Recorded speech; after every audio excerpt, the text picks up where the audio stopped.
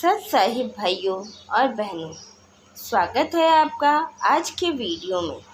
आज के वीडियो में हम सुनेंगे ऋषि मुनिंदर ने भगत विभीषण को कैसे मोक्ष प्रदान किया।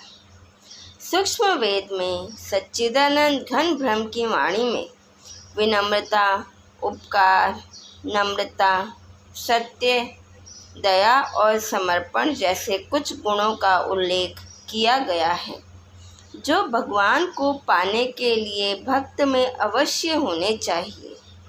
अहंकारी, अभिमानी व्यक्ति से भगवान दूर रहते हैं, जबकि विनम्र, दास्य भाव रखने वाले साधक भक्त पर भगवान कृपा करते हैं। आज का यह वीडियो विभीषण नामक एक महान भक्त की सच्ची कहानी पर केंद्रित होगा, जिसने ऋषि मुनिंदर अर्थात कबीर परमेश्वर की कृपा से मुक्ति प्राप्त की, क्योंकि उस पुण्य आत्मा में सच्चे भगत का सबसे महत्वपूर्ण गुण था, जो कि विनम्रता है। यह सर्वशक्तिमान से प्रेम करता था, जिसने उसे अपनी शरण में लिया और उसे सच्चा आध्यात्मिक ज्ञान दिया। त्रेता युग में विभीषण एक धर्मपरायण आत्मा और महान भक्त थे।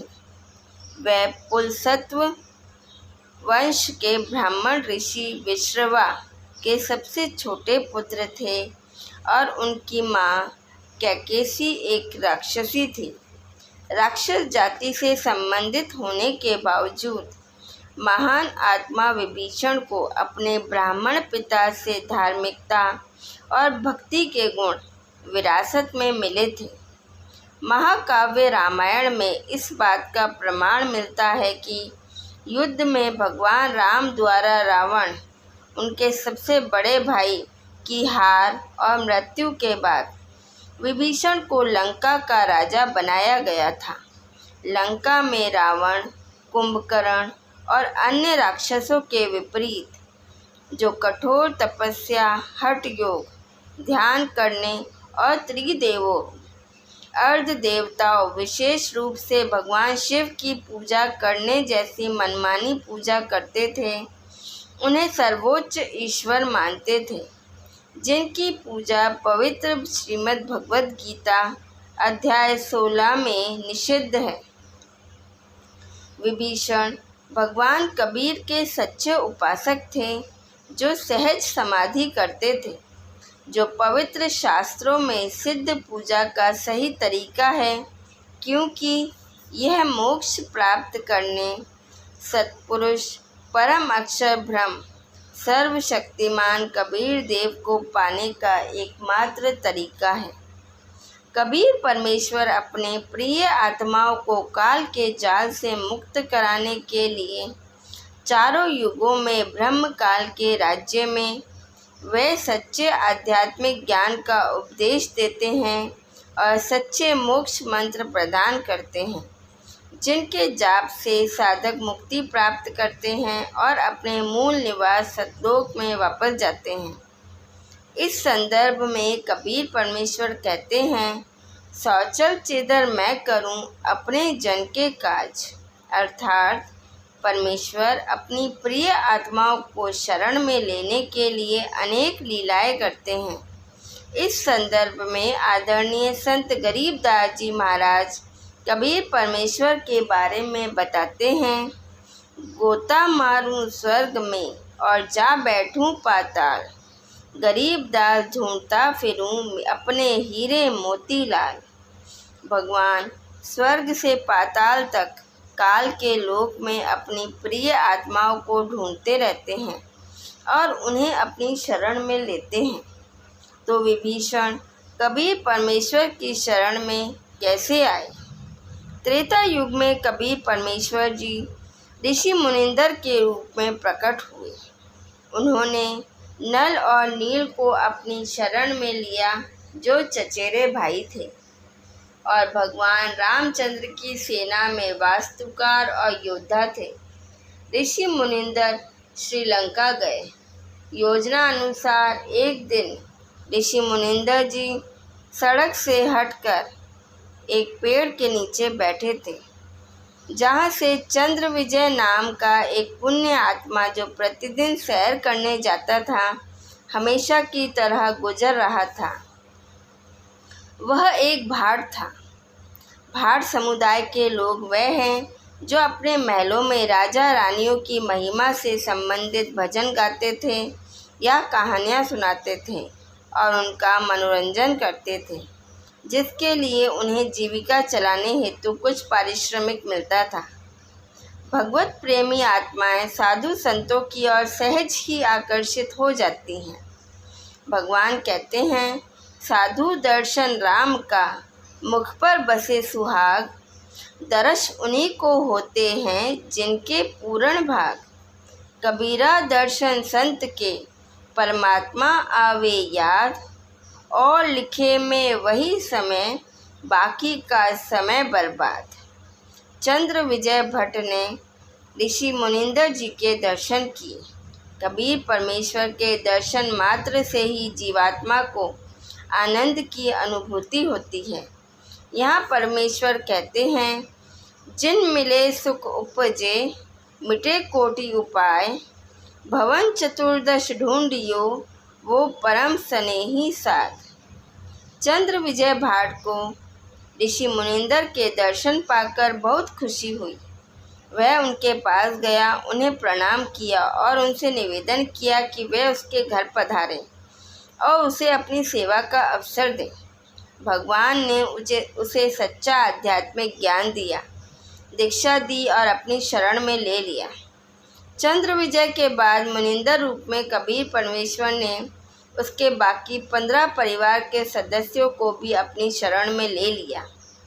करमवती चंद्र विजय भट्ट की पत्नी थी, जो लंका के राजा रावण की पत्नी रानी मंदोदरी को चुटकुले सुनाकर और राजा की वीरता का गुणगान करके मनोरंजन करती थी। ऋषि मुनिंदर की शरण में जाने के बाद करमवती ने समझदारी से बात करना शुरू कर दिया। वह बेकार के चुटकुले सुनाने के बजाय ऋषि मुनिंदर से प्राप्त सच्चा आध्यात्मिक ज्ञान सुनाती थी, जो मंदोदरी को पसंद आया और उसने श्री ऋषि मुनिंदर की शरण ली। वह रावण को भी यही समझाती थी, लेकिन अहंकार और भौतिकवादी जीवन के मोह में अंधे रावण ने गुरुदेव मुनिंदर जी की शरण लेने से इनकार कर दिया और मनमानी पूजा जारी रखी।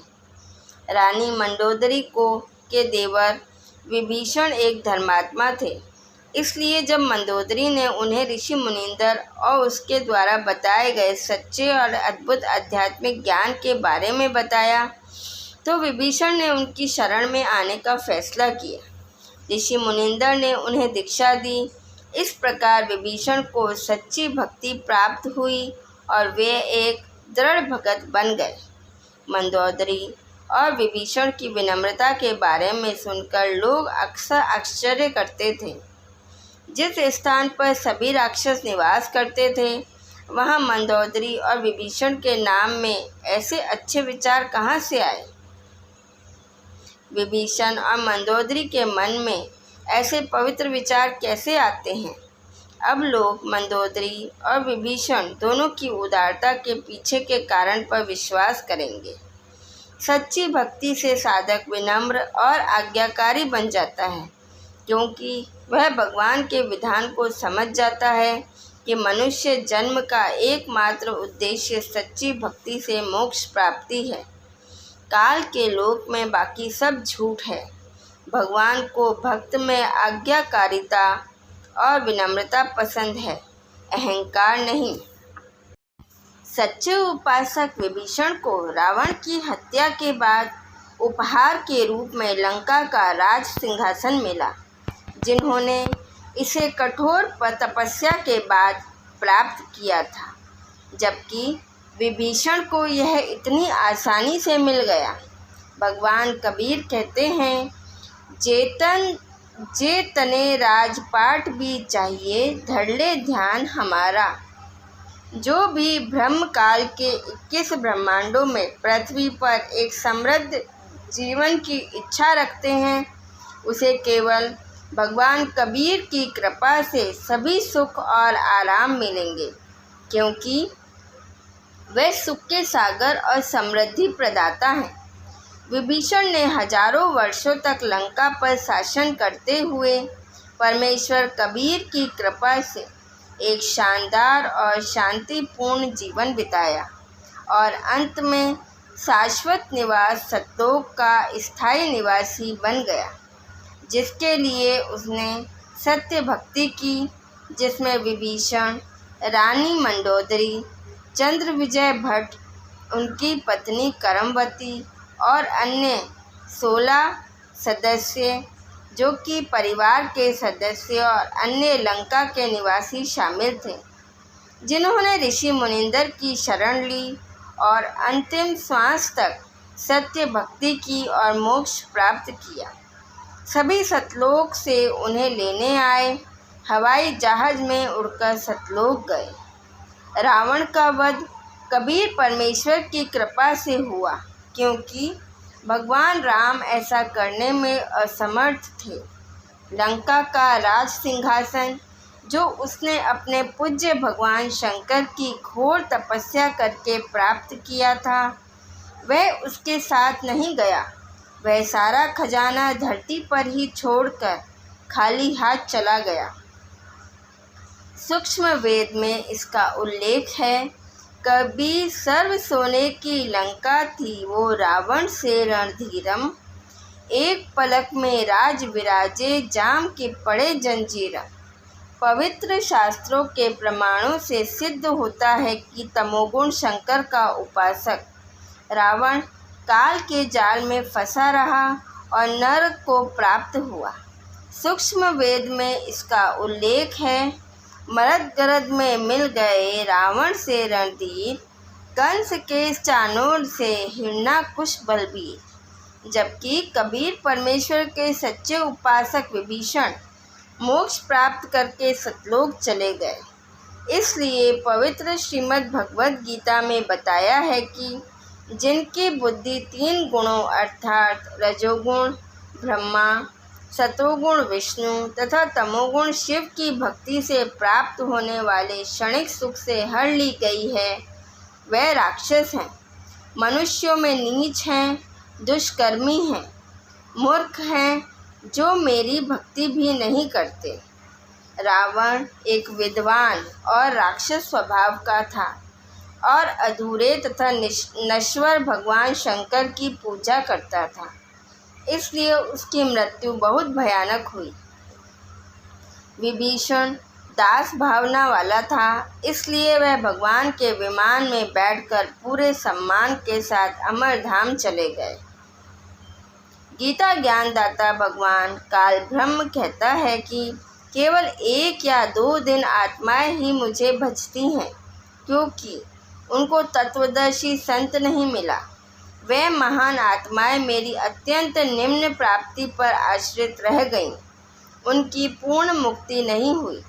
रावण काल के जाल में फंसा रहा, इसलिए गीता में भगवान काल कहता है कि हे अर्जुन, तू सर्वथा उस पूर्ण परमात्मा अर्थात तत्ब्रह्म परम अक्षर ब्रह्म की शरण में जा। उसकी कृपा से ही तू परम शांति तथा सनातन परम धाम सतलोक को प्राप्त होगा।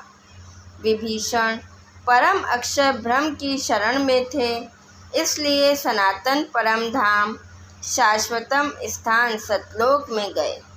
अहंकार और अभिमान व्यक्ति के पतन का कारण बन जाता है, चाहे वह रावण जैसा शक्तिशाली राजा ही क्यों ना हो। इसलिए साधक को भगवान की कृपा पाने के लिए विभीषण की तरह विनम्र होना चाहिए। संत गरीबदास जी महाराज का अमर ग्रंथ प्रणाम यज्ञ भगवान गुरुदेव को साष्टांग प्रणाम करना सूक्ष्म वेद में वर्णित सच्ची भक्ति की विधि है, क्योंकि इससे साधक का अभिमान नष्ट हो जाता है तथा भक्त में दास भाव उत्पन्न होता है। भगवान बताते हैं कि भक्ति केवल उसी भक्त की सफल होती है जिसका स्वभाव विनम्र होता है, जिसका भाव दास जैसा होता है। आदरणीय संत गरीबदास जी ने अमर ग्रंथ में अपनी अमृतवाणी में ऐसे भक्तों के उदाहरण देते हुए बहुत सुंदर वर्णन किया है, जिन्होंने भगवान की सेवा दास भाव से की तथा विनम्र बने रहे, जबकि अहंकारी भक्त थे। उन्होंने निम्नलिखित अमृतवाणी में दो भाइयों विनम्र विभीषण तथा अहंकारी रावण का उदाहरण दिया है। गरीब आधिनी के पास है पूर्ण ब्रह्म दयाल, मान बड़ाई मारियो बेअदबी सिरकाल। दासा तन में दर्श है सबका हो जा दास, हनुमान का बेर ले रामचंद्र के पास। विभीषण का भाग बरेड़ा, 10 भाव आया तिस नेदा। दास भाव आया बिस्वे बीसा, और ताको लंक भई बख्शीशा। दास भाव बिन रावण रोया, लुंक गवाई कुल बिगोया। भक्ति करी किया अभिमान, रावण समूल गया जुग जान। ऐसा दशा भाव है भाई, लंक बकास्ते बार न लाई। ताते दास भाव कर भक्ति कीजिए, सभी लाभ प्राप्त कीजिए।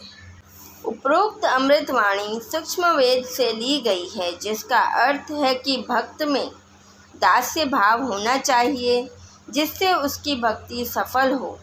यदि साधक भक्ति करता है और उसमें अभिमान और अहंकार भी है, तो उसकी भक्ति व्यर्थ है।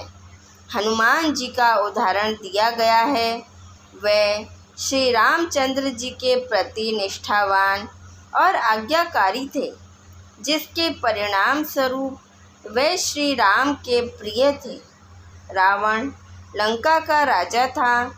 वह भगवान शिव की पूजा करता था, फिर भी उसमें अहंकार था, जिसके कारण उसे लंका का राज्य खोना पड़ा और वह अपने कुल के नाश का कारण भी बना और उसकी मृत्यु भी बहुत दुखद रही।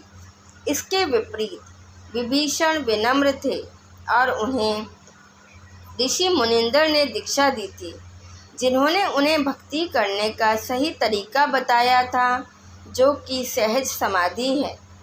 विभीषण विनम्र थे, जिसके कारण श्री राम ने विभीषण को लंका का राज्य उपहार में दिया था। इसलिए इस धरती पर समृद्धि और खुशी प्राप्त करने के लिए भक्त में दास भावना और विनम्रता होनी चाहिए। विनय भक्त का आभूषण है। गीता अध्याय 4 में कहा है कि पूर्ण परमात्मा के मोक्ष मार्ग को जानने के लिए साधक को तत्वदर्शी संत की शरण लेनी चाहिए तथा छल कपट त्याग कर उसकी सेवा करनी चाहिए तथा उससे विनम्रता पूर्वक परमात्मा के ज्ञान के विषय में प्रश्न करना चाहिए। फिर वह तत्व से परमात्मा को जानने वाला संत दास भाव वाले को भी यथार्थ तत्व ज्ञान बताएगा। गीता में यह भी प्रमाण है कि विभीषण अपने गुरुदेव ऋषि मुनिंदर के प्रति विनम्र थे। वह उनसे प्रसन्न थे, इसलिए उन्होंने उन्हें भगवान के बारे में उपदेश दिया और उन्हें सतलोक ले गए। जब तक विभीषण पृथ्वी पर रहे, उन्होंने परमेश्वर कबीर जी की कृपा से शांतिपूर्ण और शानदार जीवन व्यतीत किया। इसका उल्लेख सूक्ष्म वेद में किया गया है। लंका तोड़े बिलंका रे तोड़ी, महारावण से मारे, 10 मस्तक रावण के काटे, विभीषण को राज दिया रे।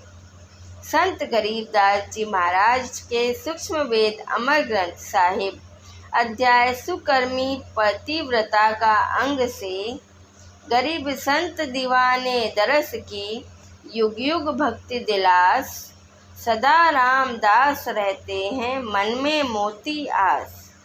गरीब राम करे सो होत, अपने से नहीं लेहे, अपने से जो लेते हैं ता मुकंदर पड़ेंगे। कबीर रावण अपने सर लाई, विभीषण ले ना कोई, 10 मस्तक रावण काटे, वह लंकापति वह सोई। गरीब वो राज विभीषण को दिया, निर्बानी निर्वंश। भगवान केवल एक कबीर देव हैं। सभी पवित्र शास्त्र पर्याप्त प्रमाण देते हैं। वह संपूर्ण ब्रह्मांडों का रचयिता है। वह सृष्टि का मूल है। वह एकमात्र पूजनीय है। बाकी सभी सीमित शक्ति वाले देवता हैं।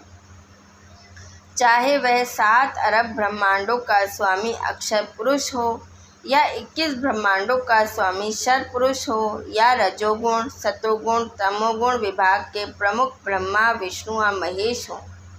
इसका प्रमाण पवित्र भगवद गीता में, शिव पुराण में, दुर्गा पुराण, मार्कंडेय पुराण और पवित्र देवों में वर्णित है। कबीर परमेश्वर कहते हैं, एके साधे सब सधे, सब साधे सब जाही, माली सींचे मूल को, फले फूले अगहई। इसका अर्थ है कि वृक्ष की जड़ों को ही पानी देना चाहिए। पौधों के विभिन्न भाग जैसे तना, शाखाएं, पत्ते, फल और फूल अपने आप उगाएंगे, क्योंकि पौधों को जड़ों से ही पोषण मिलता है। इसी प्रकार केवल कबीर परमेश्वर की ही पूजा करनी चाहिए, अन्य किसी देवता की नहीं, क्योंकि कोई भी कल्याण और मोक्ष प्रदान करने वाला नहीं है तथा मनुष्य जन्म का एकमात्र उद्देश्य मोक्ष प्राप्ति के लिए सत भक्ति करना है। इस संबंध में इस अमृतवाणी में कहा गया है कि जो साधक पतिव्रता धर्म पर अडिग रहते हैं, अर्थात पूर्ण परमात्मा कबीर देव की भक्ति में निष्ठा रखते हैं तथा अन्य किसी प्रभु की भक्ति नहीं करते, उन पर परमात्मा कृपा करते हैं तथा वे काल के जाल से मुक्त हो जाते हैं। जैसे रावण ने भगवान शंकर की भक्ति की, मतलब मनमानी की, जो पवित्र शास्त्रों में प्रमाणित नहीं थी, यहाँ तक कि उसका 10 बार सिर भी काटा गया। उसने भक्ति की तो उसे फल मिला, लेकिन चूँकि वह पतिव्रत से गिर गया था, इसलिए 84 के चक्र में फंसा रहा। घोर तपस्या से प्राप्त की गई लंका को खो दिया और नरक में गया, जबकि विभीषण पतिव्रत पर अडिग रहा, यानी कबीर साहिब की भक्ति में निष्ठावान रहा। उसने ऋषि मुनिंदर से दीक्षा लेकर सच्ची भक्ति की, इसलिए लंका की गद्दी आसानी से उपहार में मिल गई। कई वर्षों तक राज किया और मोक्ष प्राप्त किया। आदिनी की मांग भरा ले, तू चलिए नाद झुका के, संत समागम बारात तेरी, तन ले आवेगा भ्याके। इस वाणी को उद्धत करके भगवान कबीर इस बात पर जोर देते हैं कि जो भक्त विनम्र होता है वह भगवान को प्रिय होता है, और वह आश्वासन देते हैं कि एक दिन वह अपनी प्रिय आत्मा को अपने शाश्वत लोक में ले जाएगा।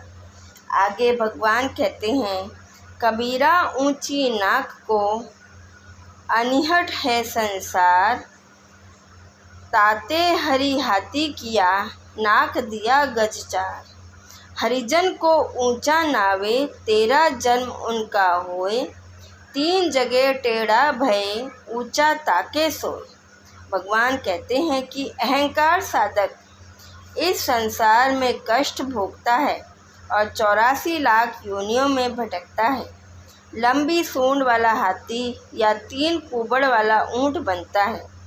कहने का तात्पर्य यह है कि साधक को विनम्र होना चाहिए और अहंकार त्याग कर भगवान को प्राप्त करना चाहिए, जैसा कि विभीषण ने किया था, और जन्म पुनर्जन्म के दुष्चक्र से मुक्ति पाकर पशु पक्षी सरीसृप भूत मृतक पूर्वज देवता आदि बनने से मुक्ति पा लेनी चाहिए। अतः सभी पुण्य आत्माओं से निवेदन है कि त्रेता युग में ऋषि मुनिंदर जी की तरह आज कबीर परमेश्वर संत रामपाल जी महाराज के वेश में धरती पर विद्यमान है। विभीषण की तरह सभी को उनसे दीक्षा लेकर मोक्ष प्राप्ति के पात्र बनना चाहिए। आज के समय में केवल वही तत्वदर्शी संत हैं जो सत्पुरुष कबीर साहिब के मंत्रों द्वारा मोक्ष प्रदान करने के लिए अधिकृत हैं। सत साहिब।